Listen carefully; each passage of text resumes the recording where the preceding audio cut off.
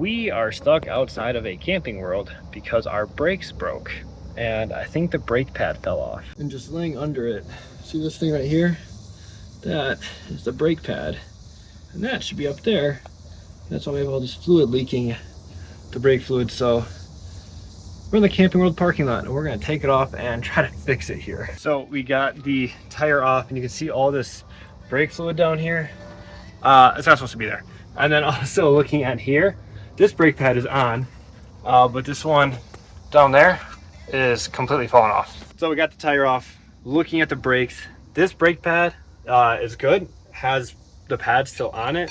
This one just fell off. It's just a metal plate to the brake pad.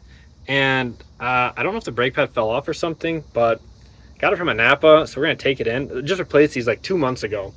So hopefully we can get that replaced and don't need to pay $100 for the brake pads again. And then also gonna take off the caliper and try and get the pistons set back in and to get this whole thing fixed. If it's just the brake pads, good news, can hopefully get that fixed within a couple hours. So got the calipers off, and bad news, the pistons are all falling apart, which is really annoying because these were all replaced like less than 2 months ago, and now they're all falling apart. And it's like $300 to $400 a caliper, and then $100 for the brake pads. So we're gonna take it in Napa, see if it can be like, hey, these were like, you know, brand new basically, and they fell apart, and now it's all busted. So yeah, see what happens. Caliper is off. Good news, I got the brake line tied up there, so hopefully it doesn't leak too much. Gonna run to Napa and get this replaced, hopefully, so we can get out of this parking lot, because Camping World apparently you're not allowed to work in the parking lot for some reason. Had someone come up to me and be like, you can't be here, but you know, I don't have brakes, so we kind of have to fix that before we can drive away. Great news, just left Napa and got the caliper. Turns out it happened to be on a lifetime warranty, which is pretty awesome. So it was a $200 part that, don't know if I want to say it's for free, but was included in the warranty, and I had a picture of the receipt. So take a picture of your receipts if you are getting parts from Napa. And then I had to go 15 minutes across Billings to go to the other Napa, because of course they never have everything you need at one place. So now I got to get the brake pads. Let's just hope this is the last stop we need to make. Good news is they had the brake pads. Bad news, had to pay full price for them. So they were like $80, which really a bummer because I was really excited with the calipers. And I had to buy 2 sets of brake pads, which is, you know, reasonable, because like when your brakes go out, you replace both of them.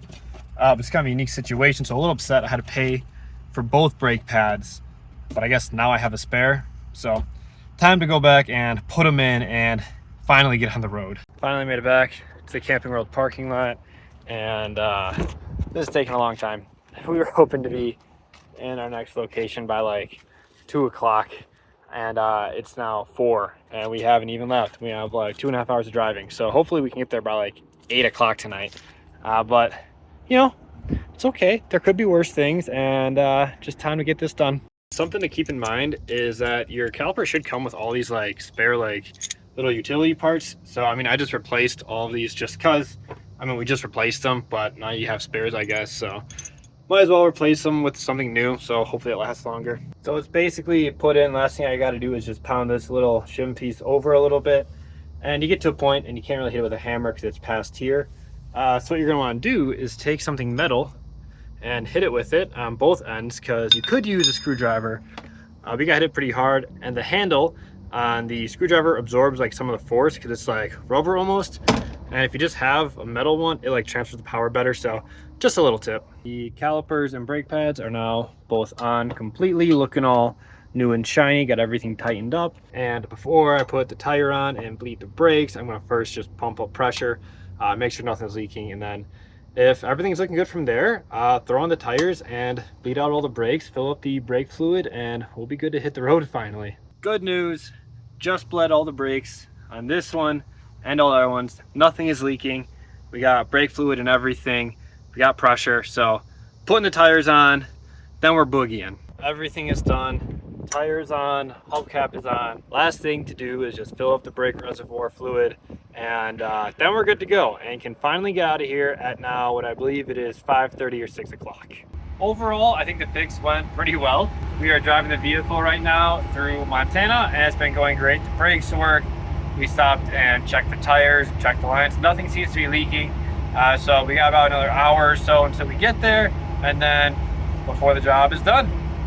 So the drive last night ended up taking a little longer than expected, so we didn't get in until pretty late. So I'm making this like recap video the next day in the morning, just kind of like a reflection. So figured I'd answer like some of the most popular questions I'm sure people are gonna have, and just kind of my overall review on the whole situation. So my first critique on like the whole day would have to be Camping World.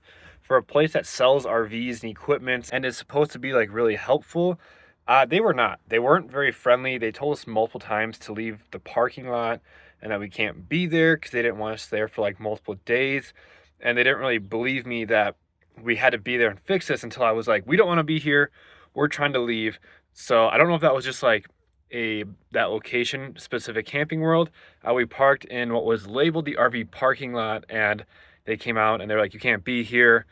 This is for like pickup and drop off only.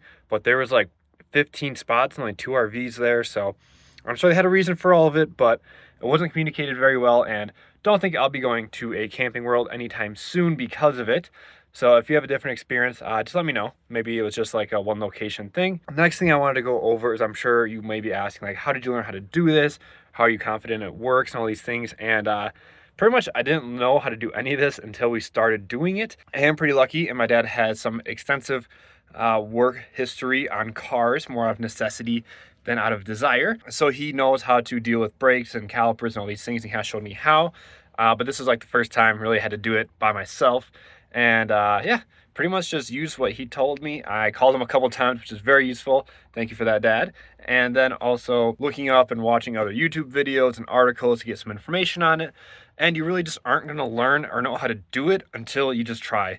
And I mean, it was already broken, so if I break it more, it, doesn't really affect anything. Another reason why I decided to just do it ourselves is because we would have been stuck somewhere for like multiple days, possibly weeks or plus, and it was going to cost us a lot more money. Like I said, we only needed to get the brake pads because we had the warranty, which were about $80, which is still more than you want to pay on any repair. But for being basically completely down and immobile for only $80 and a day of work, that's a pretty good repair. Probably would have cost us hundreds to even thousands of dollars to get that fixed, and multiple days of downtime or weeks. So that's why we did it, because we didn't want to pay anyone more than what it was going to cost in parts. And also I figured I could figure it out because I've gone to the brake pads and things before. And it ended up definitely being worth it. We did lose pretty much a whole day, which is fine. We were just going to drive and maybe do a little hike. So we got in later, had to mess up plans a little bit, but that is part of the joy of RV living. The great part is you can be flexible and go do more fun things, but the downside is sometimes you have to be more flexible because something breaks and you need to fix it. Last thing I kind of wanted to go over is just like, how am I confident that it's going to work? And I mean, long story short, like basically don't. But that's pretty much with all repairs, like all the roof things we had to fix. Like you do your best, and we tested it for multiple times, and we drove it for a little bit, checked it, drove it and checked it, and that's just kind of how the repairs go. I'm sure I'll be checking it more than I need to for the next couple of times before I'm confident that it fixed. Same with the bearings on the tow dolly. Like you just kind of look up videos, look up things, and you just do it. And if it really seems to not be working after you spend like multiple hours and days on it, then I would probably go in and have someone help me. But I'm pretty stubborn and cheap, so I'm not about to pay someone hundreds of dollars for something I can learn how to do in a day. Overall, I wouldn't say it was a great experience, but it was a great learning experience. We were having pretty good luck with just going from place to place and not having too many issues.